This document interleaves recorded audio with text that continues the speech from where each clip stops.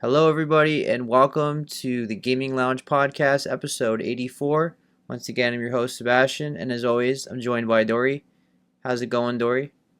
Hello, live and in living color, aka I got another lamp because I realized how bad my lighting is. I have uh, curtains all around me in my living room, and it's dark out at like 5 o'clock anyway. But yeah, it is the week of AGDQ, Awesome Games Done Quick, for the Prevent Cancer. It is just wrapping up right now. I think they're on their last of a couple of runs. Hades 2 is happening right now. Haven't gotten a chance to check that out because I'm still a little behind watching Mario Galaxy. But Seb and I are going to talk about some of our favorite runs from this week. We've got a couple that overlap and a couple that are different. And then we've got some news this week for future notice, and I probably won't say this again, so but I completed some resolutions. I may have said this in the last episode, I don't remember, but I deactivated Facebook and I deactivated Twitter. And so I'm already kind of out of the loop when it comes to gaming news sometimes because I just don't see it on Discord a lot unless Seb posts it or someone else posts it. And then I don't see it on Blue Sky a lot. And the gaming channels I follow, IGN's the only one that does news, and The Fix doesn't really do that much in my experience. So I'm just kind of out of the loop when it comes to rumors and news and stuff. So more often than not, I will not be aware of whatever's happening until Seb mentions it. But we do have some news this week, which Seb has brought to my attention, of course, and we've talked about a little bit, tiny little bit. But we're going to talk about Life is Strange, Wolfenstein, and Fallout. Plus, we've got two showcases. I was about to say two great showcases. We've got one great showcase and another showcase that wishes it was great, and we'll talk about that. So yeah, that's about all our topics for this week. Happy to be back and talk about more gaming. So let's start with our first topic of the night, which is Awesome Games Done Quick 2026, which is wrapping up. It's been going on all week. I watched a lot of runs, and there's actually more runs on my list that I actually didn't write down, but overall, I've had a really good time. There's been a nice diversity of runs. I've watched multiple genres. A lot of Mario games. I really enjoyed the horror block as well. That was like late at night, but I watched it on YouTube after. And I really liked the big change that they made was live streaming it on YouTube for the entire week instead of just Twitch. Yes.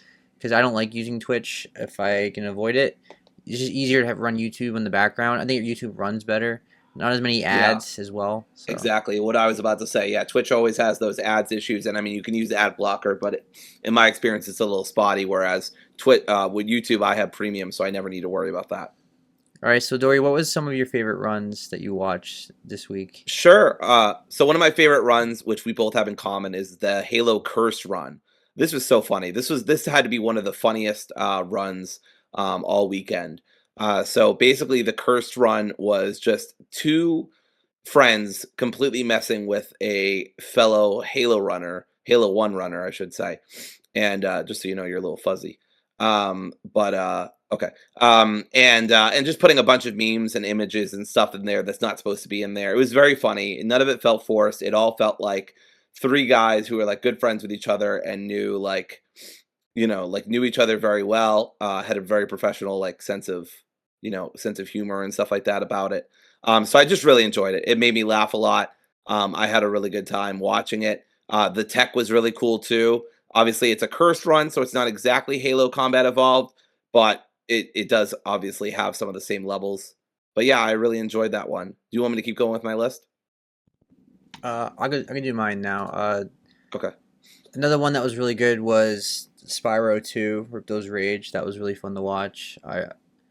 That's one of my favorite games ever. Even though I have more love for the first one, the second one is like probably the best one objectively for me. And I enjoyed seeing that game get speedrun. It wasn't, and it was the original one too. Wasn't? Did you watch that one? Yes.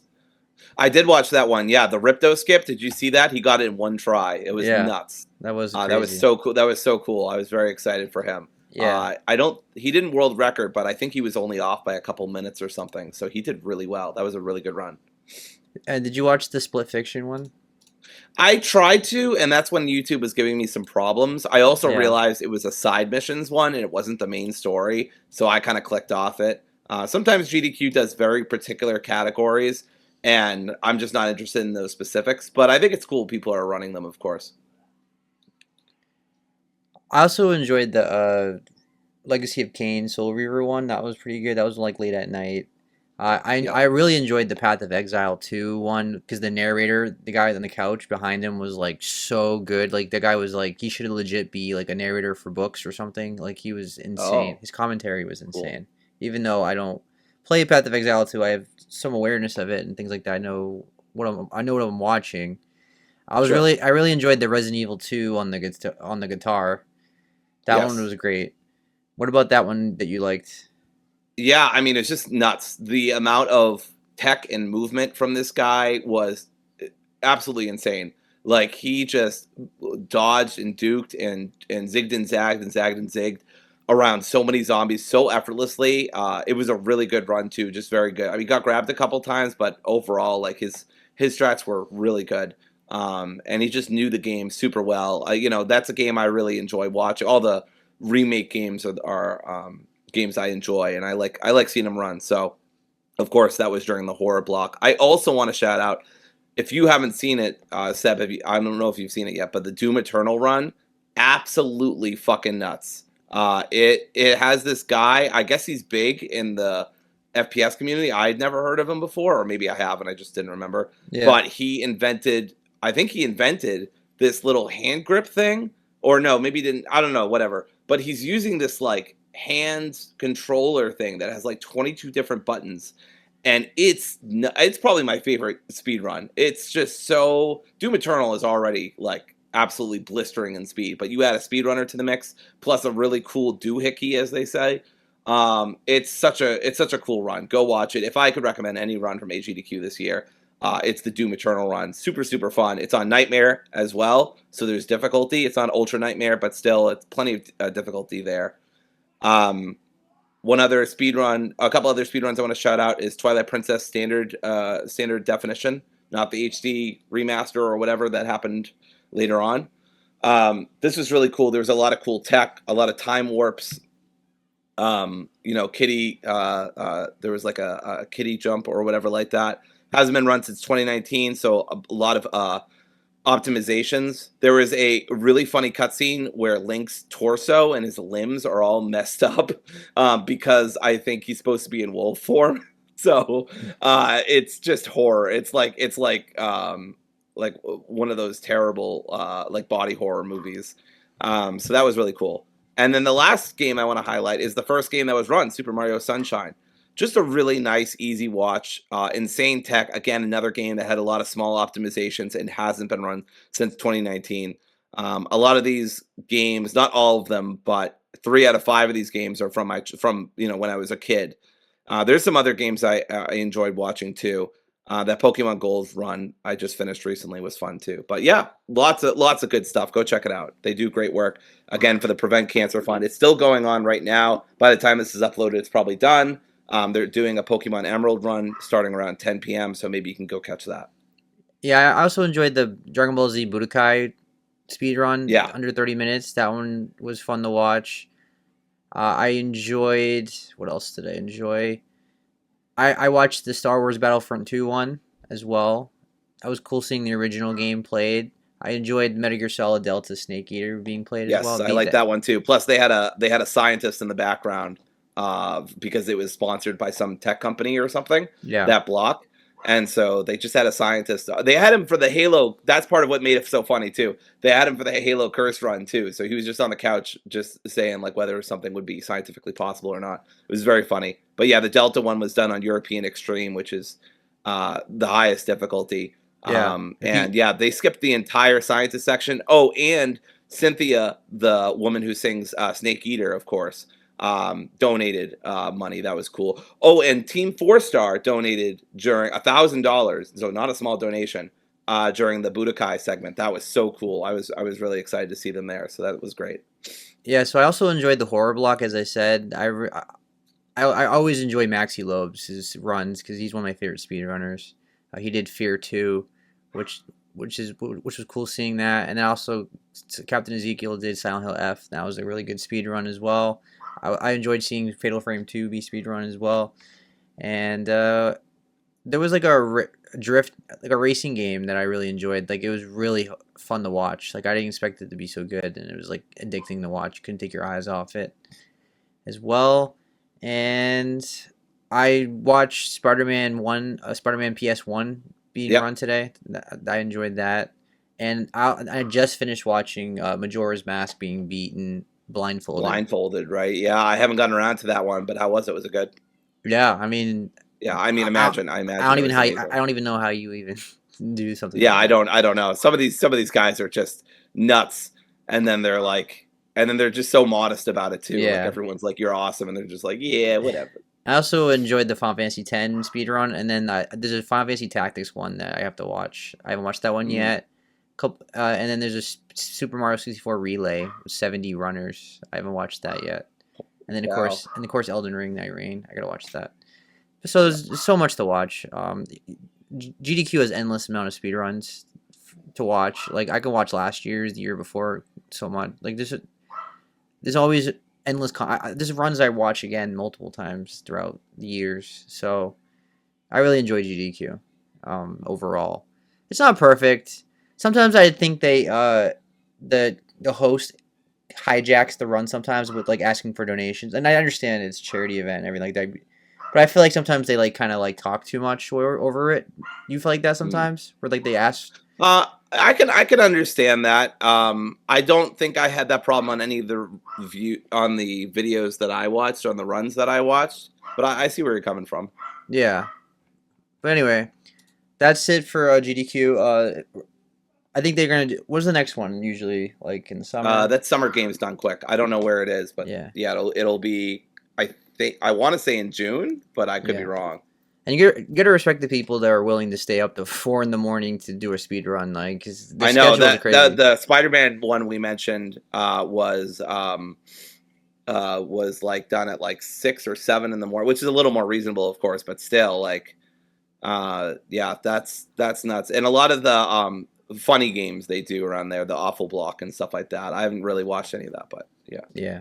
All right, let's move on to some news. It was a very busy week of news. Randomly, two showcases, in fact. One of them very small showcase, and then one of them just came out of nowhere and had several big games on it. But let's start with some rumor slash news. Life is Strange Reunion is reportedly the name of the next Life is Strange game in the franchise. It says Max Caulfield and Chloe Price are reuniting in a college setting with a fresh disaster looming in the background. Quote, Chloe Price was Caulfield's partner in time. Losing her is Max's greatest regret. Begins the summary on the rating site, which has been deleted but not before being preserved by series fans on social media today. Quote, now Chloe has come to Caledon University. Was that the name of the college in the last game that we Yeah, I played? believe, yeah. Yeah. Haunted by nightmares and impossible memories, Chloe needs Max's help. But Max is already in crisis. In 3 days, a deadly inferno will destroy the campus. Of course. Curiously, the rating only lists the PS5 version of the game, which is apparently scheduled to release on March 3rd, 2025. Obviously, that passed.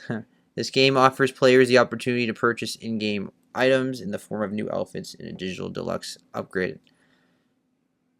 Well, obviously the 2025 date is wrong, but I think it was just a placeholder. With the way the last game ended, it pretty much felt like it was gonna be a sequel, right? Like Yeah. it opened the door for I didn't that. expect them to go in this direction, but I guess it makes sense if you're bringing Max back. Maybe you want to try to bring Chloe back too. Although I have some reservations about that I do too. because the whole lesson of the first game was that things are just kind of inevitable, and you just gotta Right. live with it. You can't Yeah, change. you gotta live with it. You gotta let it go. Yeah, I had some problems with that. I enjoyed the last game. I thought it was a really great game, but some of the themes didn't Yeah, quite hit because it felt like it was undermining yeah, Max's story just at the expense of, oh well, everybody knows Max Caulfield, so we got to bring her back. yeah. I agree. So I quote Life is Strange 1 at them, and I say this action will have consequences. I don't know about this. I don't know about this one. I'm not sure this is a good idea, but we'll see. I still enjoyed The last game had I like True Colors I think the most out of any Life is Strange game. I love pretty much all of them, by the way. Agreed. And But at the same time, I will say that was probably the weakest Life is Strange game in a while. I mean, I love 2, I love True Colors, and of course, as corny as it can be, I still have a big fondness for the first game. But Yeah. yeah, although saying that, I still thought it was a great game, but Yeah. I don't know. I don't know about going back to Max, and then also like making it kind of like an Avengers style team up with other people who have powers and stuff to like save the world. I'm like, that feels too marvelly, superpowery to me. I don't know. It just feels played out, and it's not what I want. I want the personally, and obviously doesn't have to cater to me, but I'm just speaking for myself. I like it better when it's different individuals dealing with different powers in different places. I don't really want them all to team up in a multiverse or some bullshit. That's not what I really want from Life is Strange. It just feels like the Marvelization of Life is Strange, and it's not. That's not what I want. I don't necessarily want to team up, but it would be cool to get some answers. But overall, like I like a personal story where everything's separate from everybody else, and you tell your own story for one character in a whole different state.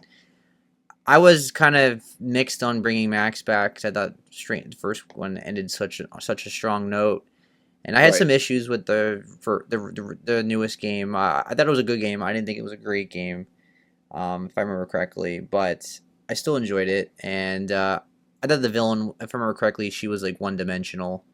I thought she was a little too cartoony villain for me, but I'm going off memory. Yeah. I know Life is Strange fans really didn't like that game a lot. I know there's some controversy and divisive opinions on it. Some people really hated it, and some people really like it. I saw like a big mix of reactions to that game, but I liked it. I thought it was a good game. I think I gave it like an 8 out of 10 or something. I think I gave it something similar. Yeah. So yeah, I don't. I'm not. I love Chloe. She's my favorite character in Life is Strange, but I'm not particularly fond of bringing her back from the dead. Yeah, we already got Before the Storm. I just don't feel like you need. And Before the Storm has one of the most heartbreaking ends of a video game ever. Like I was just sobbing when it was done. But so I just don't feel like it's between 1 and Before the Storm. I mean, Chloe's story has been told. I don't really see. I mean, I see it's the Mr. Krabs I like money meme, but like I just narratively and just on a satisfaction level, I just don't get why we're doing this. It just doesn't. It just feels like we're nostalgia baiting, and like I could put up with it for the last game, and even then I would rather have them go back to like I don't know True Colors or 2 or something, or I don't know something else. But because Max's story just felt so complete, at least with 2 and maybe I don't remember True Colors. It's been so long. But like it just feels like you could do more with those stories than with Max, which is so iconic. Yeah. It just feels a risky proposition. Even those stories ended on a satisfying note. Like they ended on a conclusion. Well, like, yeah, they're supposed to be a one and done. Preferably, I would just like them to tackle a new character with a new power and just do that until I don't know until infinity. The heat universe, the heat death of the universe. But like. I guess we're trying to fit everything and connect everything back in. And I'm like, I don't know. With that said, would I play it? Yes. Yeah, absolutely. we just bitch and moan about this for 5 minutes? Yes, we did. Are we going to play it? Oh, yes, absolutely. I'm there day one. Absolutely. I'm there day one. Yeah. Pre-order with the deluxe edition costumes for Chloe. No, I'm just playing. I wouldn't. Oh, boy. That deluxe that's too far for me. Anyway. Yeah. Let's move on to our next news topic, which is Bethesda is working on, or Machine Games, part of Bethesda, is working on Wolfenstein 3, which, not really a surprise, of course, we knew it was coming, but they're just coming off the success of Indiana Jones and the Great Circle, which I really enjoyed. It was in the top 10 game for me the year it came out, but this is their return to Wolfenstein since 2019 with Wolfenstein Young Blood, which was the worst game in the series for me. I didn't care for that one. From what I've heard, basically 1 and 2 are great, and then everything else kind of declined in quality. What was in terms of there was a prequel one that was okay. Yeah, with the I think that was the Old Blood, right? Yeah, the Old Blood. That one was okay. It's a little too over the top, especially at the end with a giant monster as a boss or something, but. Yeah. if I remember correctly. But the Youngblood one, it's just because the performance was not great. It felt like it just felt like a different studio worked on it. It didn't feel Mm. like it felt rushed. I don't know. I thought the girls were like cringy. They felt like Borderlands 3 kind of humor to me, Mm. which kind of came out around this. I think it's around the same time. So that humor was just like a thing in 2019 ish, I guess, with games trying to be funny, and it just didn't work for me. Anyway, I'm excited for Wolfenstein 3. I really enjoyed the series. Of course, we're getting a show on Amazon as well, following the success of Fallout. So Wolfenstein's going to be possibly as popular as ever. Um, Fighting Nazis is probably going to be as popular as ever, I would imagine. So Yeah, I think now's a good time for a show about fighting I think Nazis. Bethesda Just and saying. Amazon see the money they see money in their eyes. Yeah, yeah, they do. Yeah, I just to talk about my experience with Wolfenstein, not much. I didn't grow up playing Wolfenstein. I Mm, didn't even grow up playing Doom. Um, or I might have played Doom. I'm not sure, but I definitely didn't play Wolfenstein as a kid. mm, And I only played Wolfenstein 1 for the first time. I want to say last year, and I enjoyed it. I hate that final boss. Final boss, is a pain in the ass. And I think I had it on the easiest difficulty. It was still really hard. yeah. But it was just really aggravating. But overall, I really liked it. Of course, I'm always up for killing Nazis in video games, and definitely nowhere else. And but it was good, and I'm excited to play two. I was actually about to play two on my Steam Deck late last year, and then I just didn't get around to it. And my Steam Deck has been unfortunately collecting dust lately, just because I haven't been gaming much. Actually, I've been taking a break. But yeah, I'm excited for this. Always down for some my best Brad Pitt voice, hunting Nazis, Nazis. So yeah, it should be good. I hope they learn some lessons from Young Blood and Old Blood, and mostly adopt what worked in one and two, and discard what didn't. I enjoyed Indiana Jones and the Great Circle. So I mean, if they can make me like an Indiana Jones game, I do not doubt they can make me like another Wolfenstein game. Yeah. I grew up with Wolfenstein, but I didn't like beat them though. Like I played them as a kid. I played Doom as a kid, but I never beat them.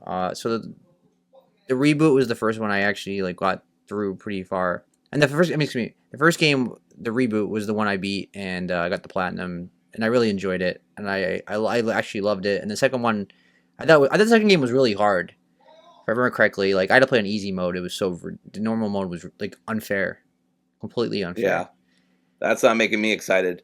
Can you change the difficulty while you're playing? I forgot. Do you Uh, remember?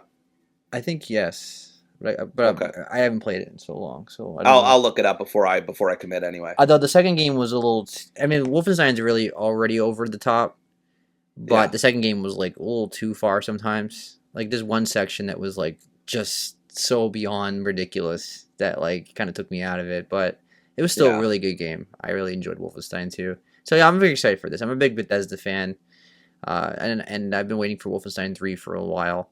So yeah, I'm very excited to play this.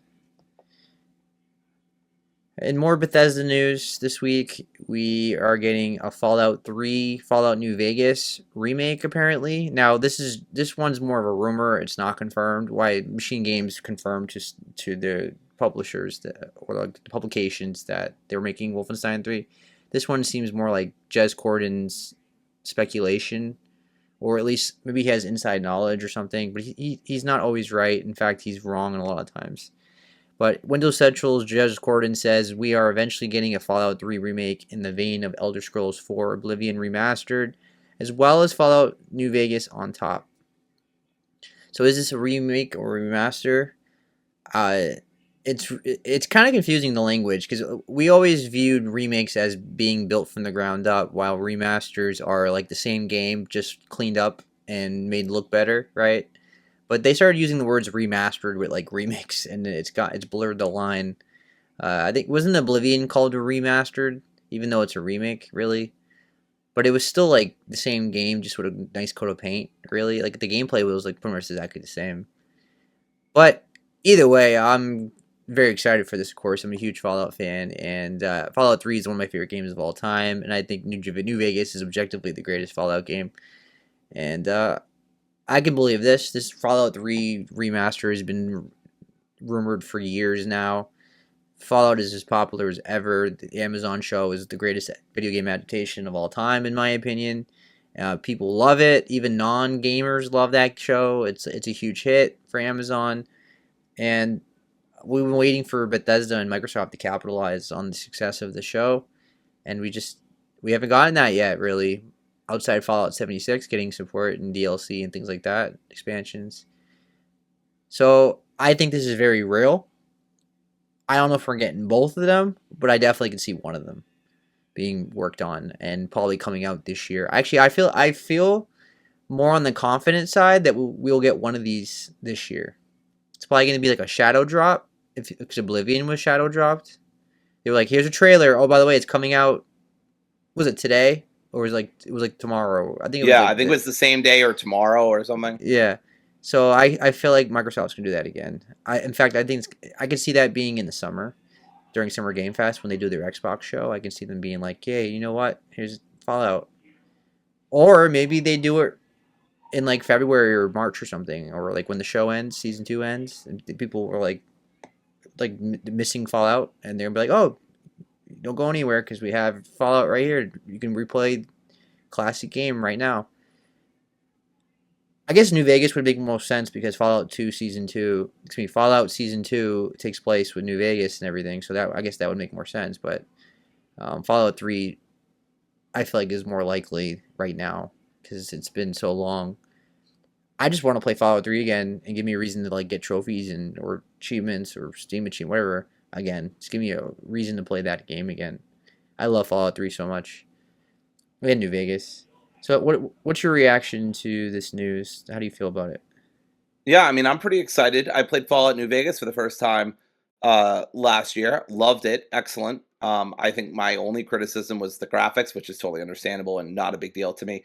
And then the lack of a sprint button. And I also installed a bunch of mods for it. Not anything nuts, right? I didn't make like Thomas the Tank Engine come down or anything like that from the heavens.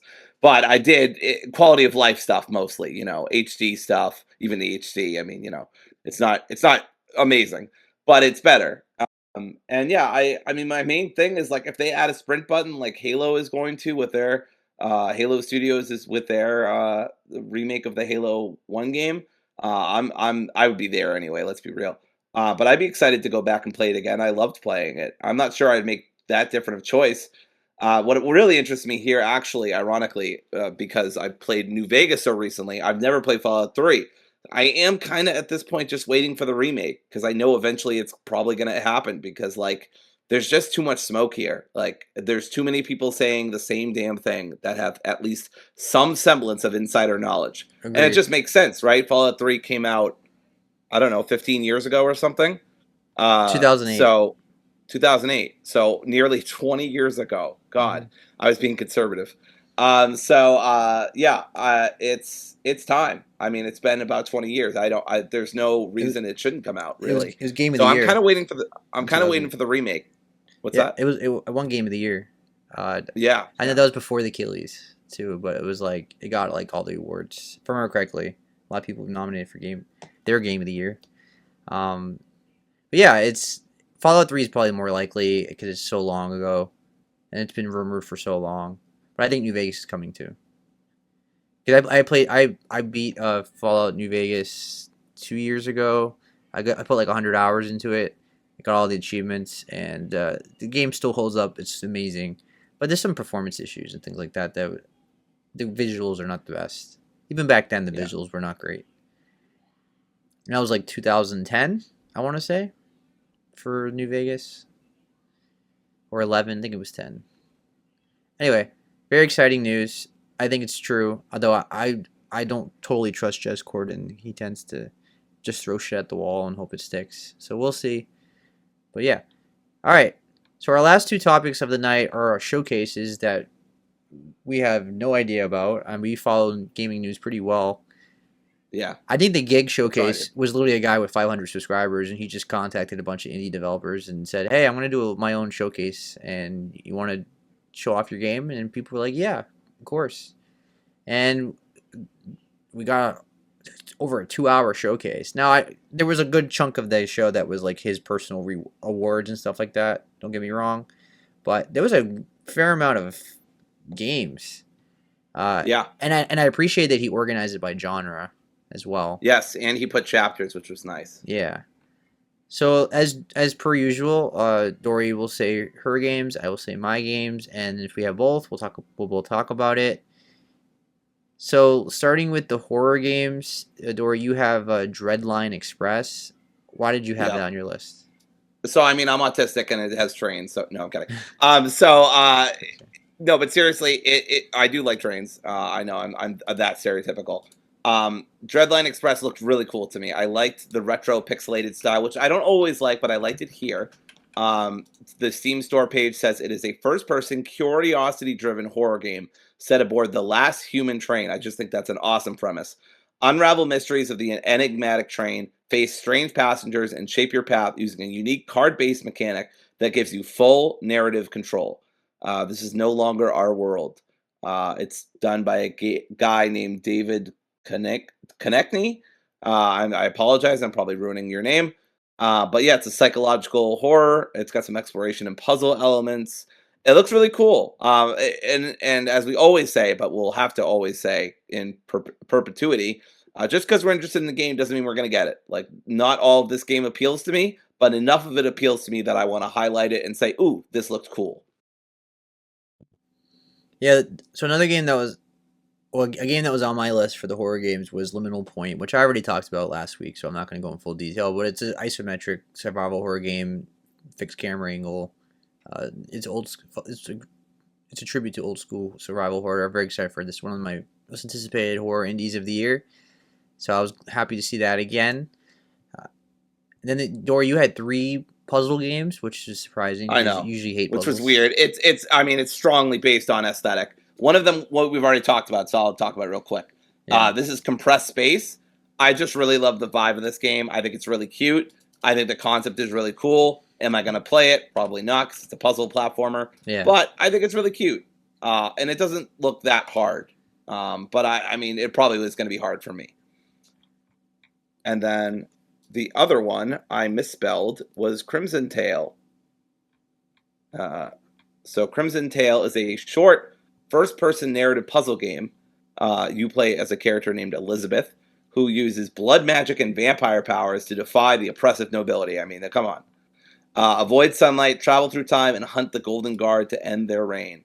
I just thought this looked really cool, really unique. You don't see a lot of... I know we're getting it more these days, but still not all of them are very good. But there still are not a lot of vampire games, right? And no, Vampire Survivors doesn't count. But it looked really cool. I liked the art style. I liked the idea of it. I'm going to add it to my wish list, actually. The first game out from this list I'll actually add. And yeah, I thought it looked neat. It's from Thruster Games. It has walking sim, female protag, puzzle, and exploration. And then Waxheads, you talked about that. Waxheads, we've talked about this too, so I'll very, very quickly. Waxheads is a cozy punk narrative sim. The punk part is what interests me. About managing a struggling record store. I also like that concept. Oh yeah, we've talked about this. Yes, we have. Chat to quirky customers, explore a handcrafted record collection, fall in love with bands and their drama, or just slack off with your colleagues. Whatever gets everyone's groove back. So, I just think it looks neat. It has choices matter, which I like. It's an indie, and it's got conversation and stuff. So, some parts to it that appeal to me, other parts not so much. I'm not really into the simulator stuff as much, but I love the core concept of this game. This game is so millennial coded. It's not even funny. Yep. All right, platformers. There's 2 of them. I have one, and then we both have one in common. Lucid. We've talked about this last year. There's gonna be a lot of repeats in the show. Obviously, we do indie. We do like every indie showcase. So obviously, there's gonna be repeats. Lucid we talked about last year. It's a action platformer set in a crystal punk world torn apart by dissonance as Owen absorb powerful abilities that expand movement and enhance combat, enable you to take on acrobatic obstacles and a wide array of enemies and bosses. It says blending carefully crafted pixel art with contemporary atmospheric elements, Lucid delivers an experience that seamlessly combines nostalgia with modern gaming. Discover your legend, fulfill a solemn promise, and see the world through lucid eyes. The main character definitely looks like Aang from Avatar, but it's still cool. So basically, there's tight controls, the action platformer. There's intense boss battles. You get to learn cool different abilities known as crystal arts. You can upgrade your bracers in crystal arts, and you encounter it says encounter a diverse and vibrant cast of characters, and the settings are really cool. The art style is amazing, and basically the world is interconnected. It says uncover the mysteries of the world known as Aiden, and you can decide when to ascend the frigid onyx ridge, traverse the glittering crystal caverns, or descend into the gloom of Welltown. Find and create new paths to biomes thought to be fully completed to obtain new treasure and secrets. And they actually gave us a list of inspirations, like straight up a picture of their inspirations, and they put Super Metroid, Mega Man X, Donkey Kong Country, Legend of Zelda, Ocarina of Time, Princess Mononoke, Doom, and Celeste. That's quite That's quite a field. collection of amazing games and movies, but I see where they're going with it. Celeste is the one I see the most. This game feels very Celeste, and that excites me. I'm really digging this. I'm curious how hard it's gonna be. This feels like it's gonna be a hard game, but I just love the art style and the characters seem really great. I love the character design. It's just everything about this game just screams amazing. So this might be one of the best indie games of the year, assuming it comes out this year. It still says coming soon, so we don't even know if it's coming out this year, but I would say probably yes. You have any comments on Lucid? No, it's not on my list. So, yeah. All right. Another game that we both have on our list is Tether Ghost. Tethergeist. Which is actually a similar game to Lucid in terms of being like an action platformer. So why was this game on your list? Right. So I'm not much of a platformer person, but I love how this game looks. The simplified animation is really cute. It says it's a challenging and heartfelt precision platform. You use powers of astral projection to complete a dangerous coming-of-age pilgrimage. Master tight controls, overcome challenges, and let your spirit guide you to the journey's end. This is another game that is really pulled or carried by its central premise, which I think is just really neat. And I wanted to highlight it for that reason, if for nothing else. Yeah. But I do want to say that it says tough but forgiving. Frequent checkpoints help you learn from your mistakes. It does say also that that it's a heartfelt precision platform designed for both newcomers and those in search of challenge. So it might be open to people like me who are not very good, but maybe not. But either way, I thought it looked really cute.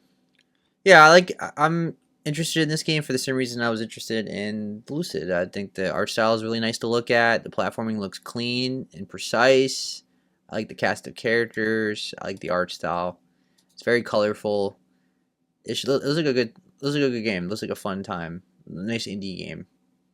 And the thing I like about the most and that they clarified was it's tough but forgiving. So there's frequent checkpoints, as Dory mentioned, and they made it clear though. It says there's no combat, power-ups, or skill trees. It's just traversing the world. So that's interesting. So yeah, definitely interested in Tethergeist.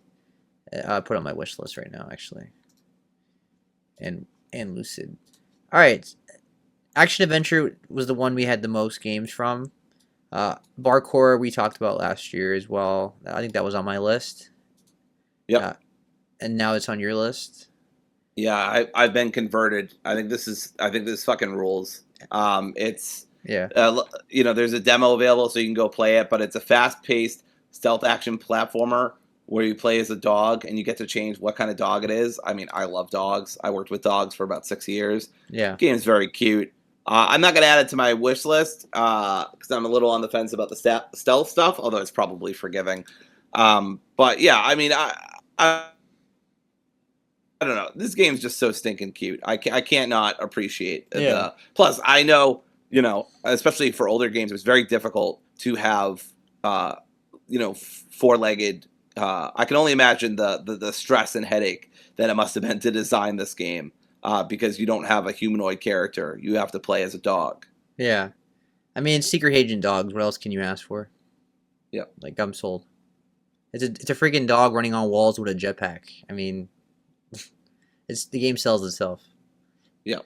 Probably day one, even if it all it has to be is okay. It doesn't have to be an incredible experience. Just give me a fun, turn your brain off kind of game. Like kind of like that. What's that game? The squirrel with a gun. Just have Yeah. fun. Just have fun with it. All right. A game that was on my list is Fur Squadron Phoenix, which is a Star Fox clone or tribute, however you want to describe it. But that's pretty much what it is. It's a space shooter game. You play in a vehicle. It's on rails. You fly through hoops. You fight ships, and the animals talk to you in the chat. Like it's Star Fox, and I'm very interested in this. This seems like a nice handheld game, and it comes out quarter 1 of this year. So this is something I'll probably get when I'm in the mood for it. So I'm really digging what I'm seeing, the art style and the gameplay, and I, if Nintendo's not gonna give us Star Fox, then let an indie developer give us it. All right, another game that was on both of our lists was Gacho Subway Escape. Tori, why is that game on your list? First off, I love like the trailer music. It's so good. It's very bass heavy, so that immediately won my attention. Yeah, This is an action adventure, of course. Combat demands your concentration to the maximum in order to survive the attacks of colossal enemies. Exploring subway stations in an apocalyptic Buenos Aires. Defeat the demon bosses one by one to escape to the surface and save your kitten. Aw. Yeah, I mean, it just looks really, really cool. The combat looks really fun. I think it's turn-based. I'm not positive, but it looks turn-based. I love the animation style. I just, yeah, I dug the whole vibe of this game. There are some boss fights, station exploration, combat events, and decision events. So while exploring, you'll have to make decisions whether you help a stranger or walk into a trap to reach a new item, convince someone to ally with you, but you'll need to choose wisely. So there's this game feels kind of multifaceted. So not just a straightforward action adventure. it says there's node-based levels. Each step forward opens and closes paths. Explore and re-explore the station and discover all their routes. It says in addition to the boss fights at each station, face other minions inside the stations, practice and improve with them, gain experience and level up.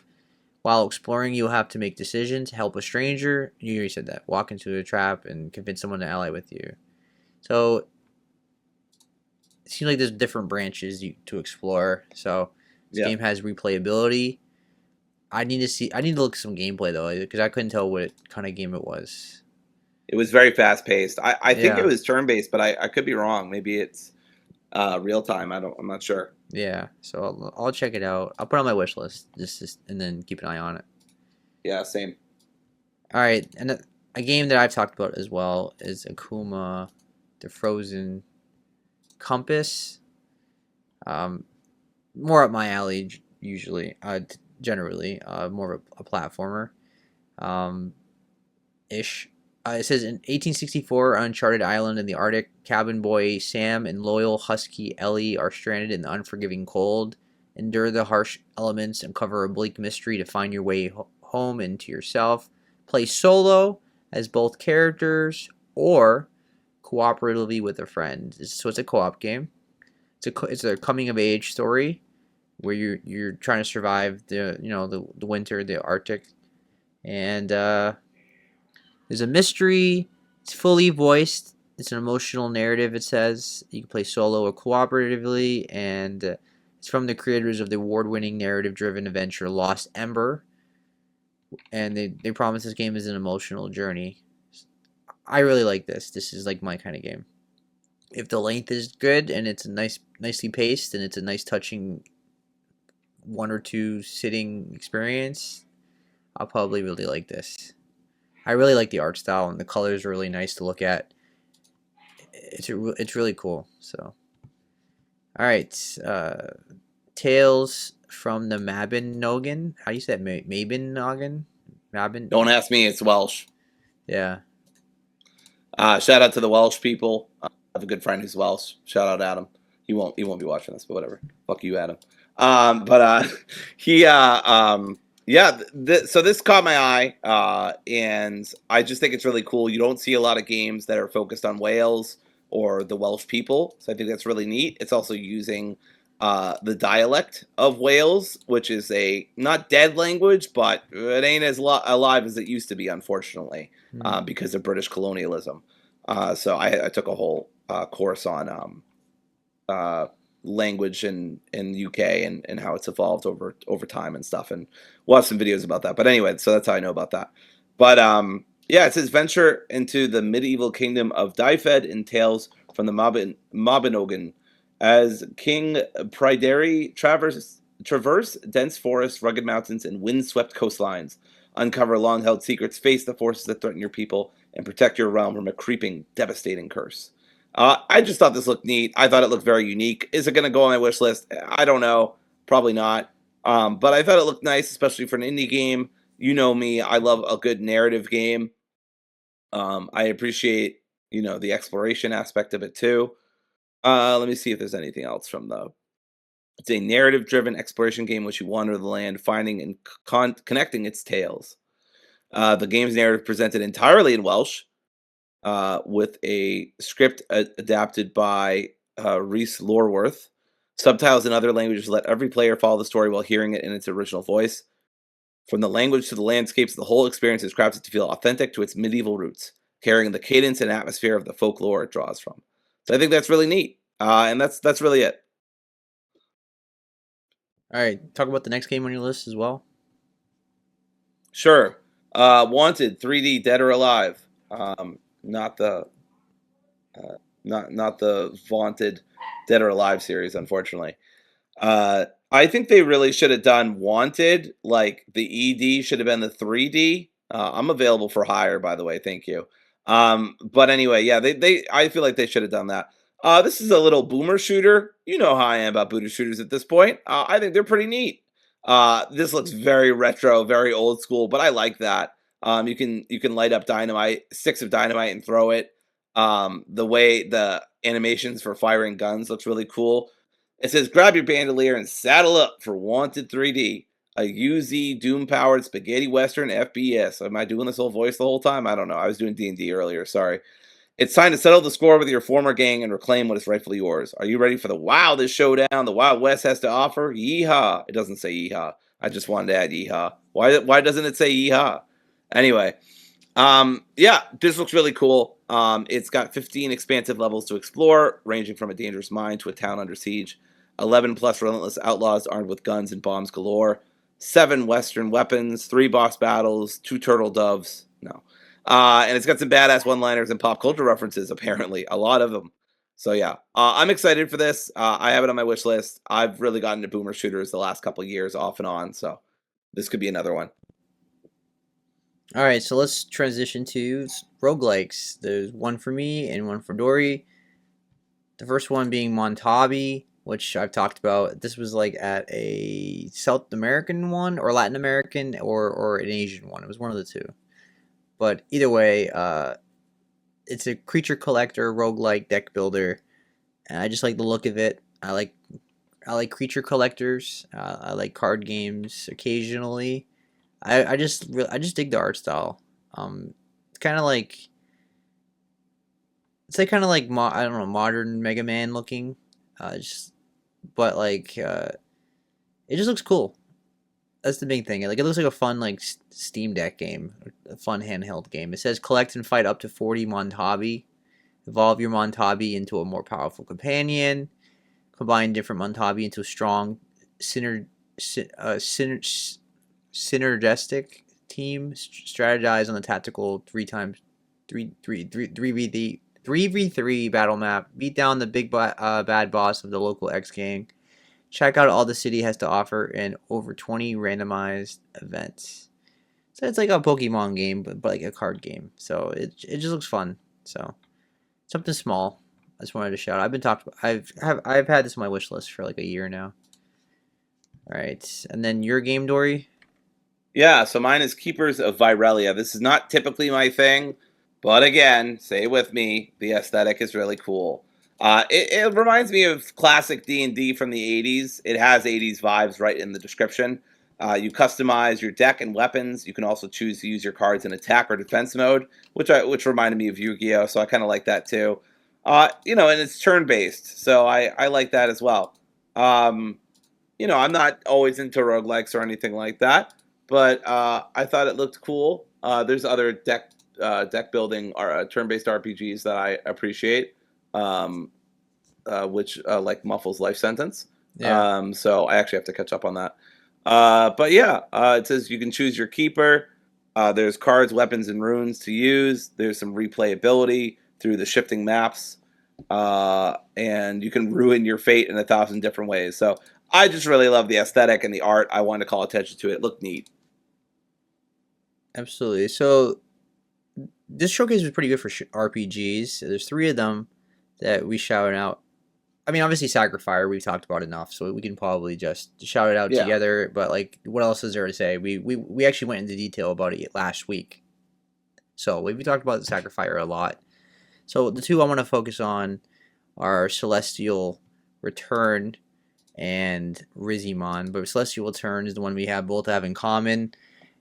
It's a story-driven RPG where dice and your bullets, your bribes and your last breath, loot, gamble, and survive a reality-crumbling city, uncover cosmic horrors, outwit corrupted megacorps, and pray your next roll isn't your last.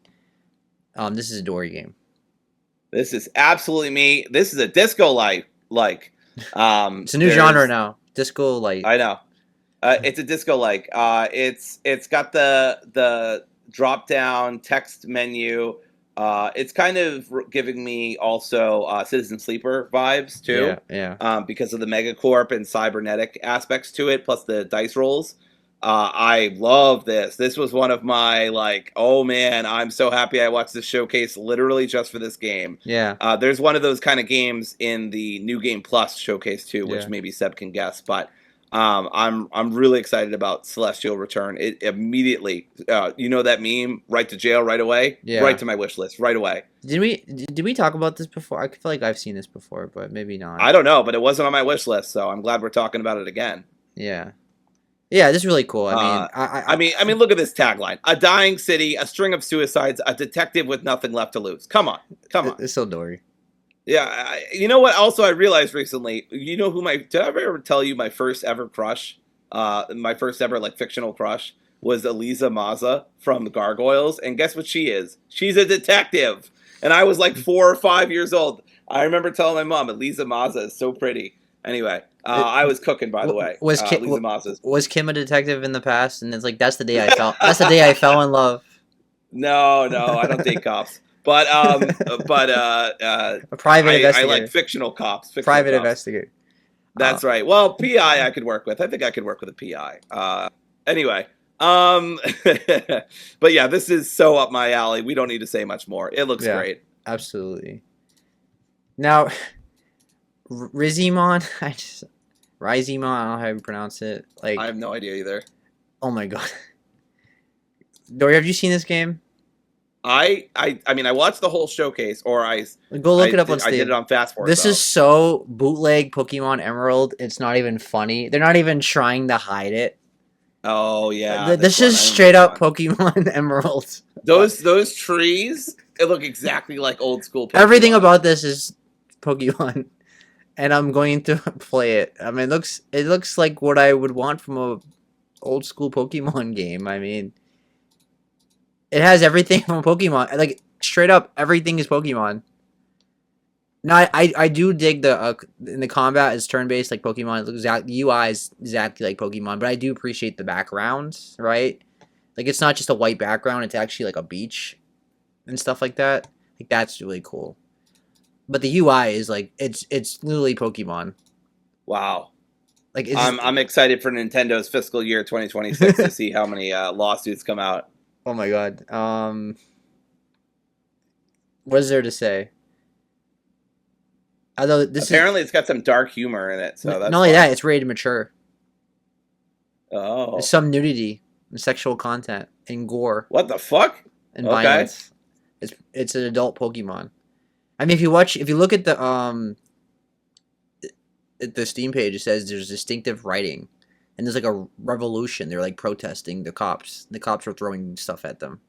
Yeah, I see. I saw that. Yeah, that's wild. It says constantly belittled. You play a Celestine or Celestine, constantly belittled person with no charisma or wisdom, and experience searing satire through a comical story. A perfect blend inspired by the current way of the world and the internet culture. You discover 10 main zones from Forumboro to Wokehaven. This game is definitely a parody. Every zone embodies a specific theme. Explore numerous secondary zones with side quests, side storylines. Meet hundreds of hilarious characters and ludicrous creatures. All have a specifically written development and specifically designed appearance. Follow the story of Chad, Emily, Quarantine, and that of many other memorable characters you will encounter on your adventure. So it's a parody of Pokemon, but it's a parody of like real life news. So I'm keeping an eye on it. It just looks ridiculous. So it's straight up rip off Pokemon Emerald. All right, point and click. Both of us have Cult Vacui. I don't know how to pronounce it. I said Vaki Okay, or Vakui. Vacui. I don't know. Vacui. Let's just say Colt V. Yeah, but either way, it's a point and click game. Survival horror elements set in late 19th century on the remote island of Barra in Scotland. We play an unsuspecting janitor who has been given a job opportunity to maintain the Gladstone's family summer estate. What we discover is that the day before we arrived, a gruesome blood ritual was performed on the island's population at the hands of a creepy cult. It's a race against the clock. Uh, our arrival has ruined the ritual, which can only be concluded if every person in the perimeter of the island is eliminated. Apparently, we are the last obstacle. At least this is what we believe. We have... Oh, okay. So maybe it's all in the character's head or something? That'd be an interesting twist. We have a few hours to prepare for the last act of their insane ritual. We must prepare a strategy to defend ourselves and hopefully survive. The features... It says logical but challenging puzzles. Apply the right solving strategy without getting frustrated. Your every action consumes time. Oh, it's a countdown. It's a countdown. Like Dead Rising. Creepy horror atmosphere. Multiple endings based on your choices. Pixel art graphics, handmade, thought by a real human being. Good. Okay, so they definitely clarified, not AI. Yep, engaging I like that. Engaging an original soundtrack composed by Ascari, a musician also credited in film. So why was this game on your list? Yeah, I mean, I think Colts are neat, in theory.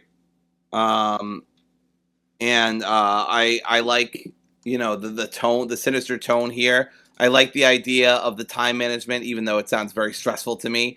Point and click is not my... It sounds like time doesn't pass unless you actually do something, though. So I don't think I'm too worried. But yeah, I mean, I'm not going to add to my wish list, but I am interested at the same time. It looks cool. It's got a cool premise.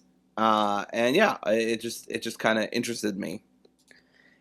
One thing about point and click games is that this is one of my favorite genres, but I actually enjoyed point and click games with a guide. I don't like doing point and click games by myself. I feel like I get lost and confused. Yep. I actually enjoyed the story when I actually know what I'm doing and just follow the guide. Yeah. I know people are going to get mad about that, but I actually enjoy it more if I'm not lost and just clicking on everything. All right, another game that was on both our lists is Uncle Lee's Cookbook: 5 Recipes for Disaster. It says Uncle Lee has done it again and again and again and again and again. It's up to you to pick up the pieces. Join rebellious teens. Teen. I think her name's Inez. Yeah, Inez, as she deals with the fallout of her Uncle Lee's experiments, inventions, cooking. Only you can help her save the universe. Experience 5 episodes. So it's an episodic game of reality bending puzzles, witty dialogues, weird characters, and gorgeous pixel art. No, you are biased. In a wonderful package of point and click gloriousness. You get all the adventures of Ines and Uncle Lee for the first time, and all together revised and improved, and Oh, so it is mostly an old game. and mostly and most importantly with voices. Oh, so it's an old game, I guess. Yeah, I could look that up. Yeah, I've never heard of this game before. Yeah, and something I would probably grew up with, and I just don't remember. Anyway, why does this game interest you? Why at least? Yeah, I mean, it just like I don't know. It looked. I like the pixel aesthetic. I enjoyed the the drifter, which this kind of reminds me of in a way. I like the female protagonist aspect of it. Point and click games kind of mixed for me. I can either enjoy it or not, but usually I need a like I did recently, Creepy Tale, another path or something like that. And I did enjoy it, but I enjoyed it mostly with a walkthrough. So I'm very similar to Seb in that way. But yeah, it looked cute. I liked it. It gave me big '90s vibes. So maybe it is from the '90s. I Have don't. you found anything out? No, I don't. It seems like it's an original game. Okay, so maybe they're positioning it Yeah. as a new as an old relic or something, I but they're mean, bringing it back. it definitely has the look of a mid '90s LucasArts game that I played in the '90s, and this is why it Yeah, interests me the most. yeah. I really like this genre. So yeah, I'll keep an eye on it. It's on my wish list, and it says it's coming out Q1 of this year, so relatively soon. All right, now the next and the final genre of this showcase was mix. I mean, there's some genres we skipped because we had no interest for some of them. So just to be clear, but the last one was mix, like a mix of genres, and the first one for me was Alpha Nomos. Let me just pull it up on Steam. It says it's time to wield the beat, play as cello, and slice through an army of rogue puppets in a vibrant melody-twisted world. Combat pulses to the soundtrack. Time your moves and beat to unleash show-stopping combos and perfectly choreographed combos. All right, so let me just read the page. It says, time your attacks to match the beat and vanquish your foes, combining rhythm and action gameplay. Get rewarded for playing on the beat and crafting your combos to the music, but that means mixing it up too. Don't just play on the major beats. Use quick eighth notes and rests between your strikes to deliver punishing combos against your foes. There's roguelite elements or gather musical theme power-ups that not only affect how you fight, but also how you try to change how you sound, combine different power-ups and fighting capabilities. You explore worlds. So the combat kind of reminded me of like a more of an indie hi-fi rush, and then there's like while you're exploring, it's like a side scroller. It caught my eye, just the art style and the character being like a clown looking girl, and just yeah, I'm something I keep my eye on. Apparently, the games Steam is comparing it to is Hades 2 and Stellar Blade. So take that as you will, what you want with that. But it labeled a rhythm hack and slash action roguelike. Interesting. Yeah. All right, City of Della Rosa. We talked about this before. We have. Why is this game on your list? So it's a visual novel, walking simulator. It's got some hand-drawn aspects too, and it just looks really pretty. You are in the city of Del Rosa. It is an exploration game with handmade India ink graphics. You meet the five great powers that uncover all the secrets that lie within Del Rosa, the cruelest city in hell. So a lot of conversations, a lot of interesting characters, a lot of cool visuals. So yeah, I liked it before, and I still like it, and it's been on my wish list. Another game you have on your list is Drive Loop Survivors, which is already out. Came out last year in April. It's a bullet hell roguelite. Why was this game on your list?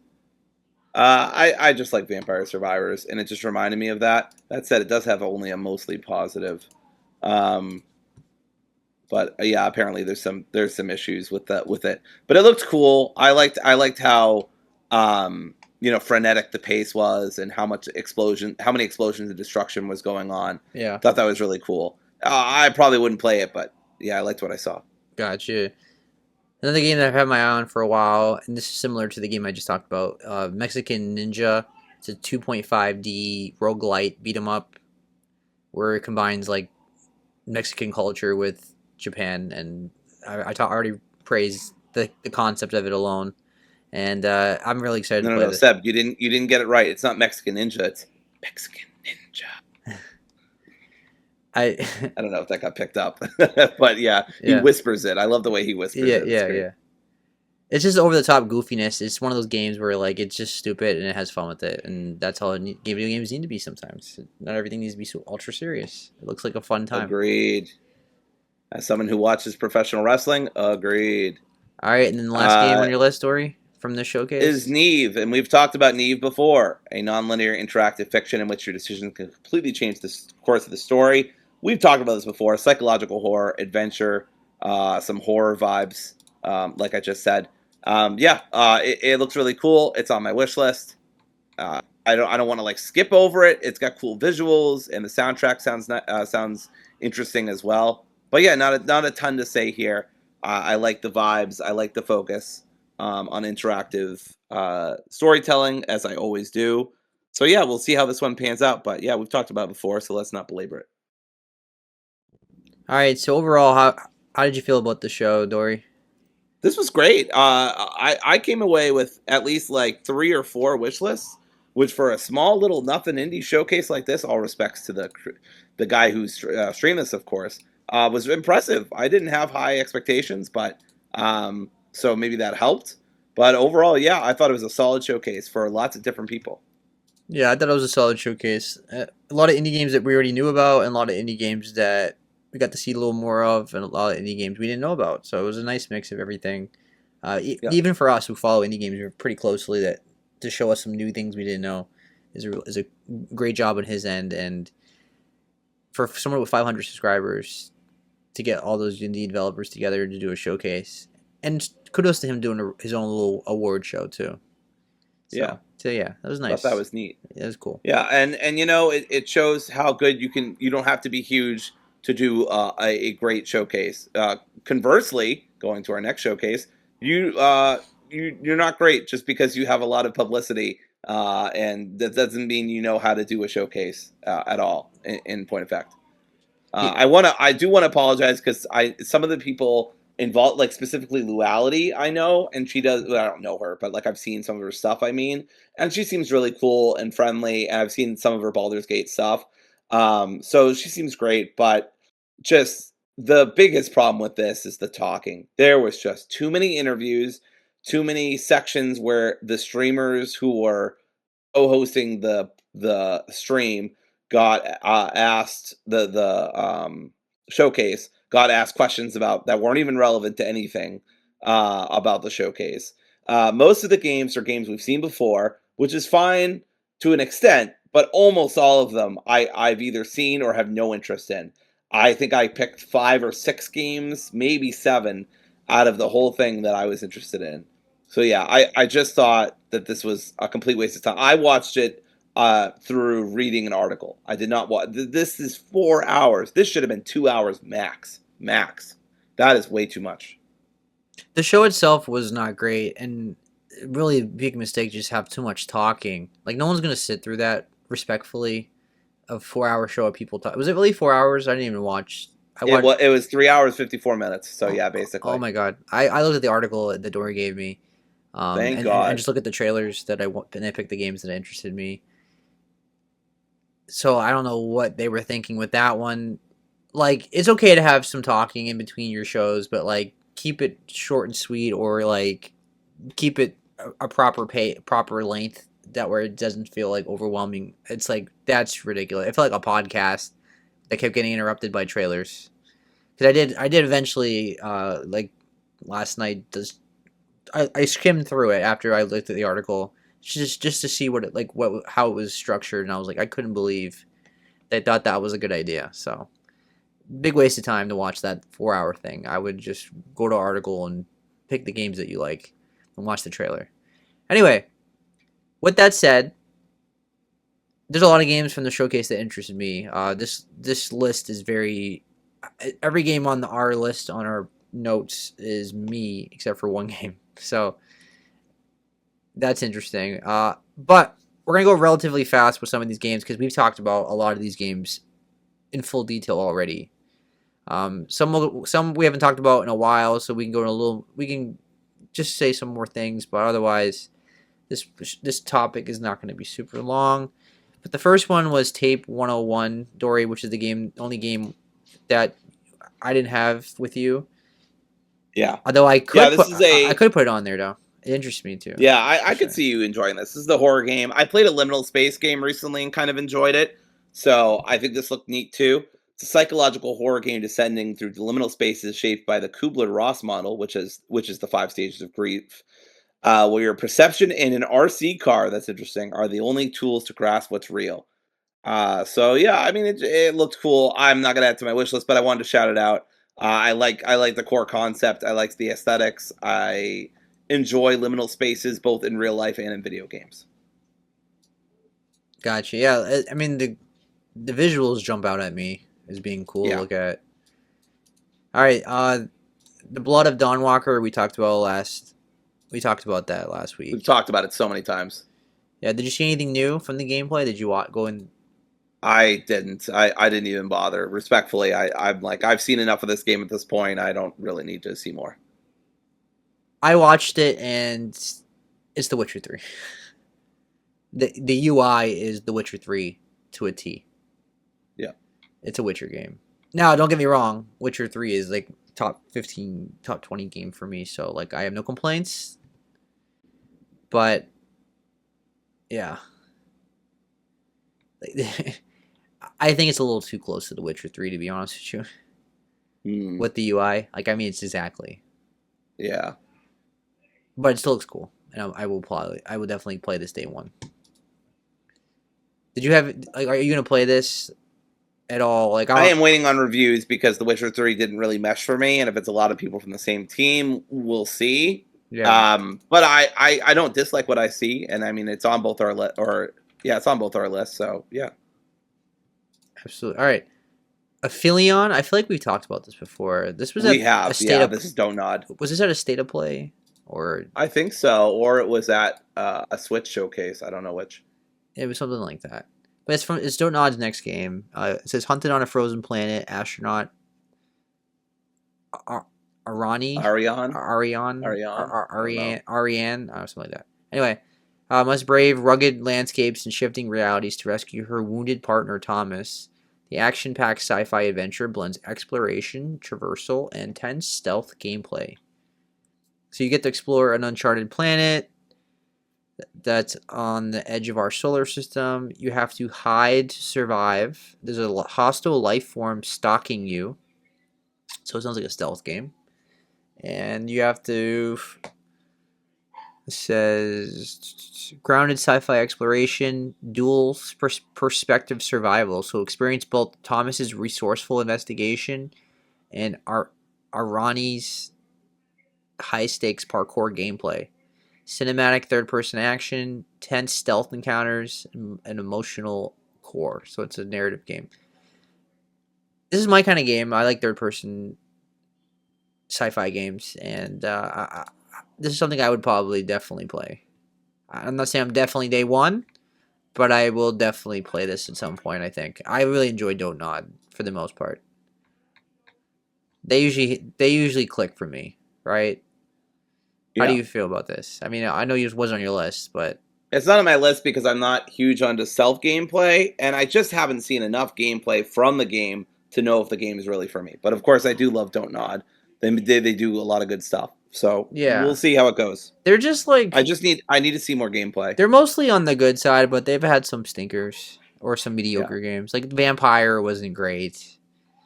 Life is Strange 2. Twin Mirror as well. It's like for every good game or great game they have a mediocre game. Life is Strange 2 I really like, but other people don't. Yes. Like that one as much. And then Jusant I really like. And Banishers, Dory didn't like that one, but I liked it. Yeah. I still have to finish that actually. I'll get back to that game. And they did Lost Records, which we both liked. Yes. All right, so mostly good, I would say. All right, The Expanse, Osiris Reborn. We talked about this before as well. and it's based on the show, right? It's it's a third-person action RPG set in the Expanse universe, and set. Is this the Mass Effect like one or no? That is that different? It is Mass Effect like, yes, but it's not the Okay. one you're thinking of. I think it's the other one. Oh, okay. Yeah, Okay. but it's still similar. I mean, it's third-person sci-fi game, so of course it's gonna be compared to Mass Effect. Sure, sure. But it says by 24th century, humanity has conquered the cosmos. However, life has remained anything but easy. It's a story-driven action RPG. You play as Pinkwater security mercenary whose brief shore leave on the asteroid Eros spirals out of control, trapped in a deadly lockdown and drawn into a solar system-wide conspiracy far beyond your control. You have to adapt, survive, taking command of the most advanced ship in the whole of the solar system. Create and customize your own captain, Earther, Martian, or Belter, and lead a crew of highly skilled specialists as you face off against escalating threats, political pressure, and relentless enemy that will stop at nothing to see you dead. In a solar system held together by fragile alliances, every decision leads us part. I'm I'm definitely interested in this game. I'm very very interested in this game. It's like my kind of game. It's third person action. It's cinematic. Choices matter. It's team based. It's an action RPG. Sci-fi. Very Mass Effect. I'm very excited for this one. Hopefully it's good. Well, I won't say very excited. I'm definitely interested. I want to say. I've had my eye on this one for a while. Any comments on this one? I know it's not your list, but Yeah. Which one is this? Grounded 2? No, nothing to say. no, I mean the Or Expanse. The Expanse? I don't know. We've talked about it before. I have no, and I know you don't either. But I don't. I have nothing I never watched the show. invested Actually, in this franchise, so I just don't. yeah, It doesn't really make much difference to me. yeah. All right, Grounded 2. I mean, it's already out.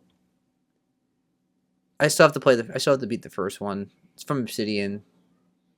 Yeah, it's not my kind of game generally, but I do want to get to it eventually.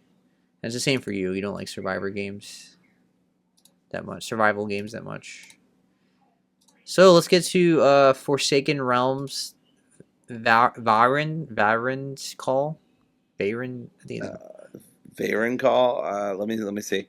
Yeah, Varen's Call. yeah. So I think I don't know. it's an action RPG, and it reminded me a lot of Fable. That's the vibe I was getting from this game. Yeah, definitely some big Fable vibes here.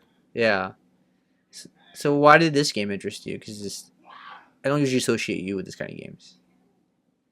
Yeah, so I liked the combat that I saw. It's RPG. It's classic fantasy. It's taking kind of I don't know, like it's got some like stats and I don't know. I don't know a ton about it, but I liked what I saw in terms of like the character creation and the combat looked cool, and Yeah. it looks like there's some side quests and stuff. So I don't know. We'll see. A lot of I don't knows, but from what I saw, I liked it.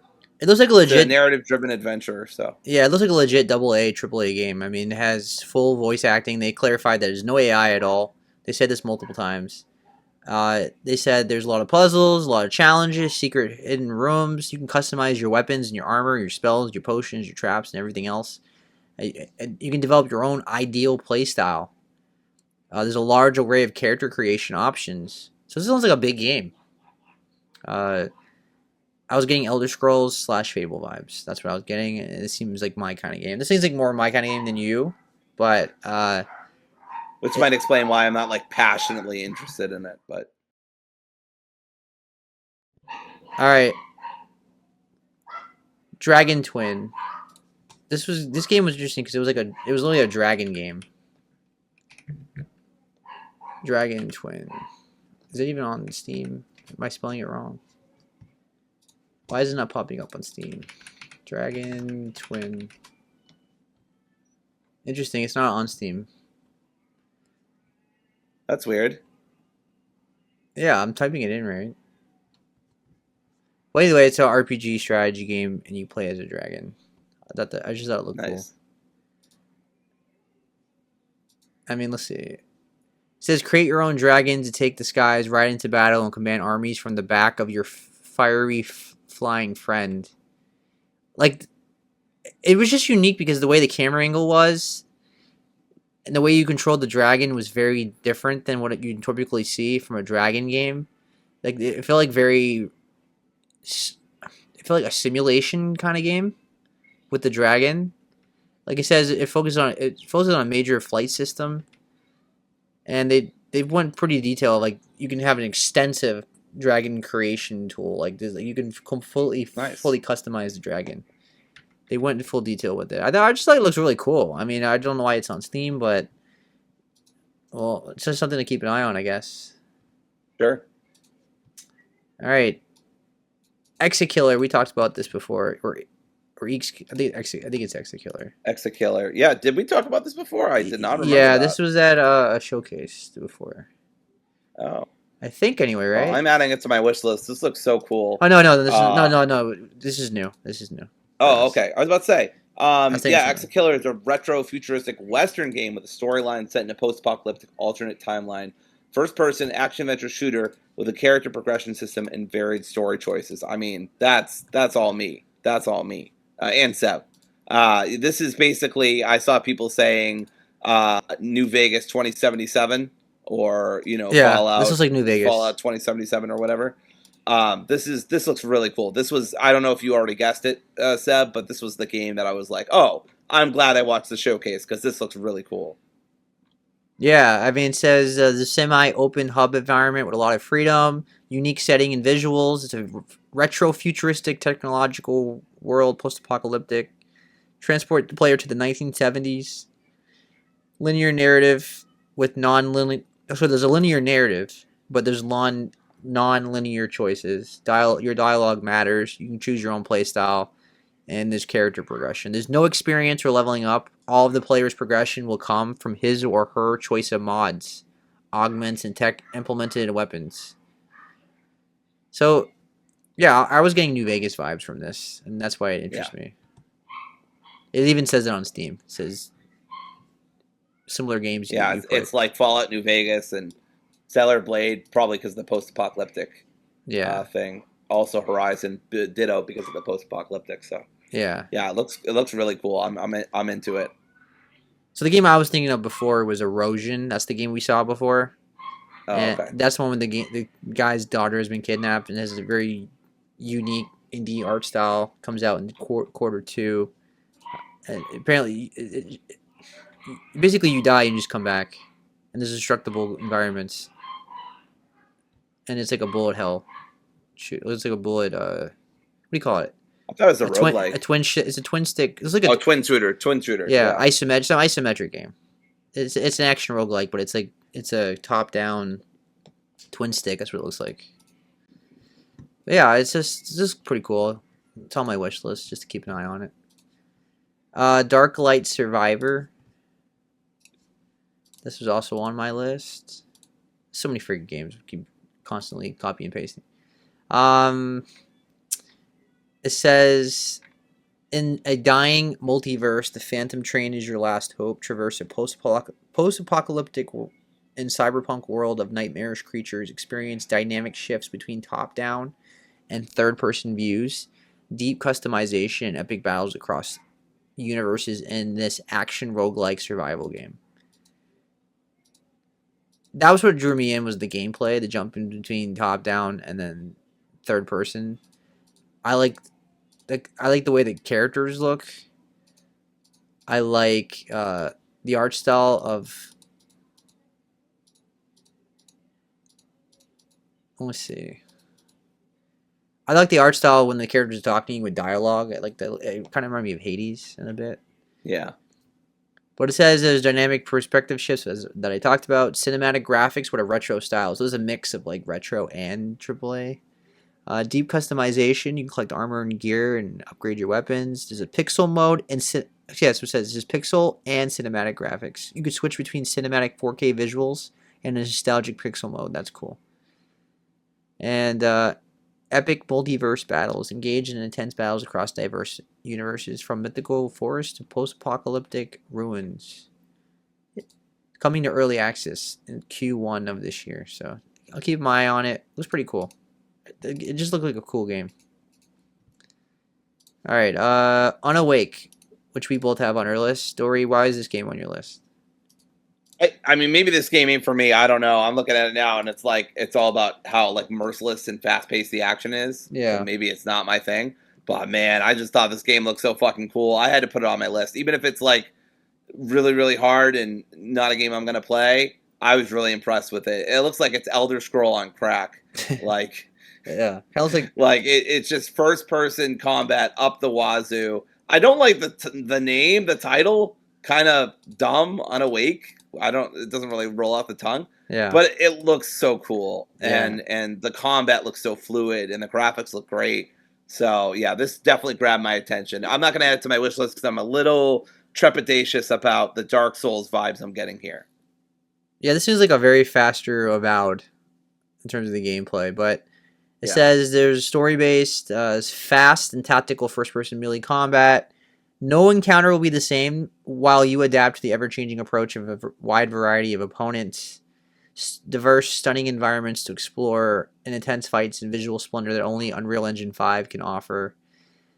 And with motion captured animations and DLSS3 technology, skill-based progression, story-based game progression, discover an epic story, experience-based character and skill progression, level up, learn new skills, this is typical stuff. More than 30 skills and perks to customize your way to play. It says vanquish your enemies with a multitude of weapons, swords and shields, dual wielding blades, axe. I'm doing dual wielding. Warhammers. Customize your weapons to gain advantage in relentless battles. Alright, Warhammer 40,000 Dark Heresy. Let's see. It says, become an acolyte of the Inquisition in this grim, dark, party-based, story-driven CRPG. Lead investigations, uncover grand conspiracies, master tactical combat, and wage a secret war against heresy. Make tough choices as a conduit of the God Emperor's will. I thought this is something you might be interested in because it's a CRPG. I know you don't know Warhammer that well, like you don't really into this franchise, but it's a CRPG, cool world. The concept is cool. The visuals are awesome to look at. This seems like a Yeah, really cool CRPG. yeah. Like you said, Warhammer is not something I dabble in very much, and I didn't even play the one that came out last year or Yeah, the year before, whatever. But I mean, I have no doubt that they put some time and energy and money into this one. So I hope it yeah, turns out well. yeah. So I put it on my wish list and see how it goes. I put Towerborn on my list, but I already own it, so not really much to say. It's an action RPG beat 'em up. The It's still next like early access. 3 or 4, I feel like we can skim through The Densha Attack we talked about already last week. so many It's times. literally a train that fights, and it's in Japan. Yep. The Eternal Life of Goldman. I've been keeping my eye on this one for a long time. Hopefully we get it released. This is one of the most anticipated games of this year. It doesn't even have a release date yet for this year, but just something really cool. I love I love the visuals, love the platforming. I love the world it's in. Yeah, just something to keep my eye on. It's from THQ Nordic. It's a Metroidvania. It's completely hand drawn. Dusk Fade. Now this is the game that I'm very excited for. This is Kingdom Hearts mixed with Jack and Daxter. I mean, what can you not? Can you not love this character? I mean, he looks like Jim from Treasure Planet. I think they got their influence from that. I think that's who they based his character on. But he looks like he's like wielding a keyblade in a really awesome, colorful, vibrant Jack and Daxter looking world. This is some game that I would play on the PS2, like from Blockbuster, like a platformer. I'm so into this. It's not even funny. Like this is jumped in. I already had this game on my wish list for a long time, but like this game has jumped up into my one of the most anticipated indie games of the year. I don't care if it's like strongly based on like Sora and Jack and Daxter and things like that. It's just so up my alley as a 3D platformer. I thought you might be into it a little bit just because it's very similar to Sora and Kingdom Hearts and all that, but this is definitely more of a me game than you. Yeah, for sure. Yeah, I mean, if it gets good reviews, I'm not saying I won't play it, but yeah. Yeah, so this is definitely one of my most anticipated indie games now. So it's just nice to see it again. I hope it still doesn't have a release date that yet, which is sad. All right, Shadow of the Road, which we both have on our list. We've talked about this before too, but it's a story-driven turn-based It RPG. finally got a release date, aka 2026. I was so annoyed. I was like, that's not a release date. That's a release window at best. Yeah. But whatever. So why is this game on your list? CRPG. It's got ancient Japan stuff. Apparently, with magic and machine, I was not aware of this. Were you aware that there were machines and cyberpunk-esque stuff mixed with No, I don't. the? Yeah, I don't think other trailers had that, but this one does. But yeah, big CRPG fan. I think this is where I'll get my fix from that. It's from Owlcat Games, which publishes a lot of, which published Rue Valley. It published Pathfinder: Wrath of the Righteous. I think it actually publishes the Warhammer game we just talked about. Yeah. No, that's a different Warhammer game. But it did publish a Warhammer game called Which one? Rogue Trader. Oh yeah. So, which is very positive. Rue Valley is honestly their most like not super positive game. Yeah. But yeah, which is a shame because I was really looking forward to that. Yep. So Shadow of the Road looks really cool. I'm interested. And then there was Starfinder Afterlight, which we both have on our list. Let's go. This was probably my second most hyped game because again, very me. Yeah, it's very. This Dory. is a party-based RPG that brings Paizo. Now, people might be like, "Who the fuck is Paizo?" So, everybody knows WWE. AEW is like the second most powerful like company in terms of wrestling. It's kind of similar. It's not 1-to-1, but Paizo is basically D&D's biggest competitor within the kind of D&D system. Like Paizo used to be a group of disenfranchised D&D nerds who made their own version of D&D. It's like that Bender meme. Yeah. Who, I'll go make my own D&D with sex workers and gambling and shit like that. Yeah. So yeah, Paizo. They're a pretty big deal. If you've ever heard of Pathfinder, which we literally have talked about in this stream, they're responsible for that. Yeah. So anyway, this is a Paizo game. It's a beloved science fantasy universe brought to life. Battle across the Pact worlds. Lead a legendary crew where your chases shape their destiny. And well, save the galaxy while you're at it. I love the animation in the cutscenes. It gives me kind of classic 2000s animation vibes. Yeah. The combat is turn-based and seems very intense. I love what I'm seeing. This is very, very me. It's story-rich, CRPG, adventure. I mean, I added it to my wish list like 5 minutes ago. It's 40 to 60 hours long, and it's directed by Neil Newbon. So it's his game. He directed it. And there's multiple difficulty modes as well. And there's mod and support, and there's original soundtrack. I mean, this is definitely more of a you game, but I'm really into this as well. I like the turn-based tactical combat of this game. I like the different classes it says. It's like the soldier, envoy, operative, mystic, Solarian, and witch warper.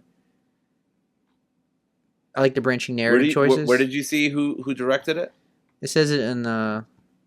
It says stellar voice cast directed by Neil Newbon. Because he was the director of the voice casting.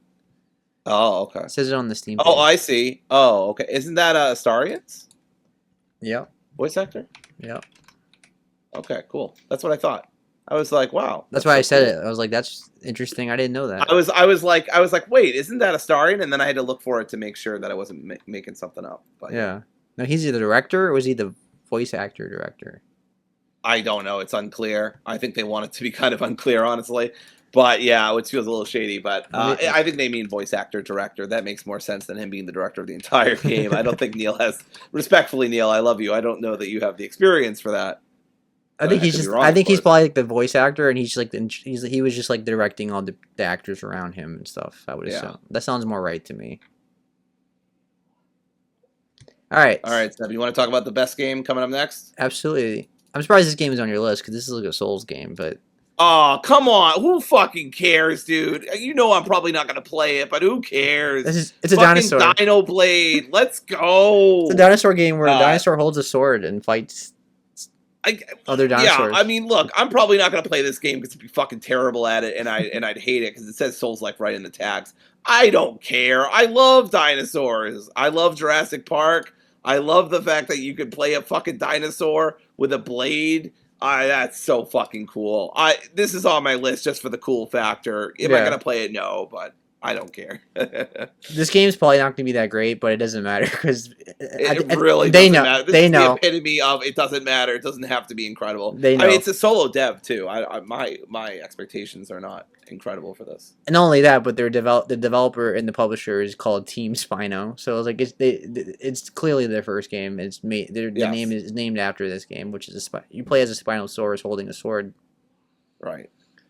I mean, what else can Which you? does raise questions. I wonder if you can use the top of the Spinosaurus as another blade. I hope you can do that. But yeah, it's just so fucking 2000s coded, like the metal and drums and the guitar roaring in the trailer. It's so good. How can you not love this?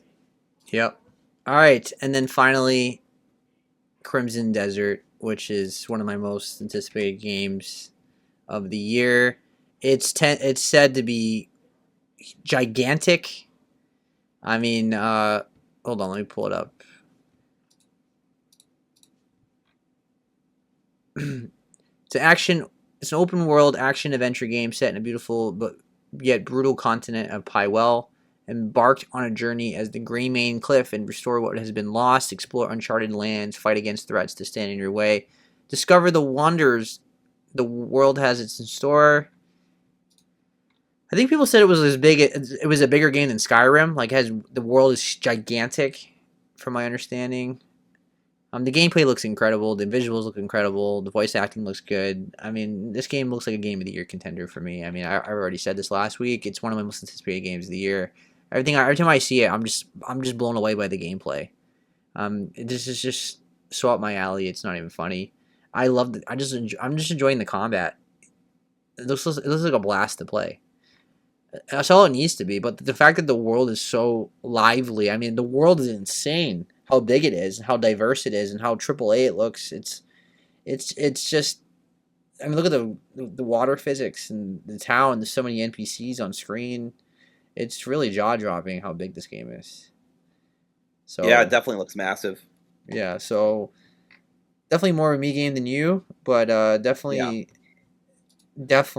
I'll wait excited. for reviews and see how much I'd like it or wouldn't like it. It's just the people that made Black Desert, so that's an MMO, so you can tell they have experience making these kind of games, these giant games. So yeah, it's keep your eye on it, Dory. I think you might like it. We'll see how. I don't even know what the reviews are gonna be. Like, I feel everything looks good, but you never know, right?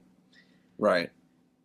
So overall, the show itself was just a horrible idea. Like, nobody wants to watch a 4-hour podcast where people talk and show trailers in Yeah. between that. But the games themselves, most of them we already knew about. Most of them we already talked about. But, like, obviously not everybody's like us, Dory. If we follow every little news and watch every showcase, so like, I think the games themselves this was a good showcase because these were some Yeah. quality games. I But agree. I think overall is okay or good. There's some ones that I walked away from yeah, really excited about. yeah, In terms of EXE Killer, Starfinder. Those two were the ones I walked away from like being wow, those look awesome. So yeah. I'm excited about that. Yeah, this was more of a show for me than you, for sure. Like, this was definitely more of a third-person fantasy sci-fi focus from that was more on my end.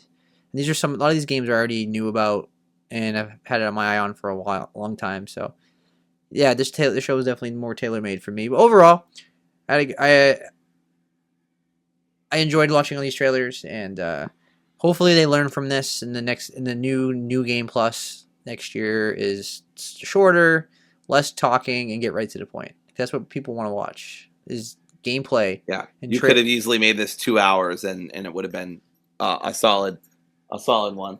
All right, well, MVP. that concludes our show. Not bad for the second week of 2026. A lot of news, a lot of showcases. It's not slowing down anytime soon. A lot of games coming out soon. Yep. We got a Xbox Direct, developer Direct right around the corner. There's gonna be a Nintendo Direct right around the corner at some point. So get ready, buckle up. It's gonna be a busy 2026. I've already played a lot of games this year, and oof, It's gonna be a Yeah, busy gaming I've year. been hammering away at Dishonored, which I gave another shot, and I'm enjoying it a lot more this time around. So Yep. When I beat Zelda tonight, I will. That will be my 8th game beat already. So nice. I'm not even at one, folks. That's the power of Seb and I not being in a competition because I'm like, I want to catch up on anime. The Pit just came out. Free Run's coming out soon. I'm like, ain't the pit's already out. I started watching. I started watching The Sopranos. I just finished season 1. I'm absolutely loving it. So yeah, not been a heavy gaming month for me, but that's totally fine. I am playing Trails in the Sky first chapter Yeah. next because I want to play a lot of RPGs this year. I was actually thinking about playing Fallout 3, but the more I hear about a remake, I'm like, No, maybe I'll just wait for a no, remake. I would wait now at this point. Yeah, yeah. So, but yeah, lots of exciting games coming up this year. Lots of exciting showcases, and we will be there to cover most of them, some of them, Or maybe all of them. probably all of them. I was trying to be conservative, but yeah, Yeah, probably all of them. probably all of them. All right. Have a good night, everybody. Take care, and we'll see you guys next week. Bye. Bye.